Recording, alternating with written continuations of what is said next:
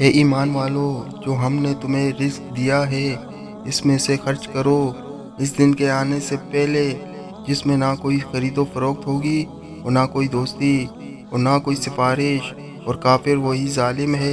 اللہ، اس کے سوا کوئی معبود نہیں، زندہ ہے، سب کا تھامنے والا، نہ اس کو اونگ دبا سکتی ہے نہ نیند۔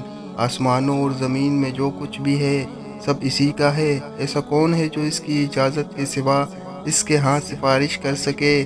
تمام حاضر اور غائب حالات کو جانتا ہے، اور سب اس کی معلومات میں سے کسی چیز کا احاطہ نہیں کر سکتے مگر جتنا کہ وہ چاہے۔ اس کی کرسی سب آسمانوں اور زمین پر حاوی ہے، اور اللہ کو ان دونوں کی حفاظت کچھ گراں نہیں گزرتی، اور وہی سب سے برتر عظمت والا ہے۔ دین کے معاملے میں زبردستی نہیں ہے، بے شک ہدایت یقیناً گمراہی سے ممتاز ہو چکی ہے۔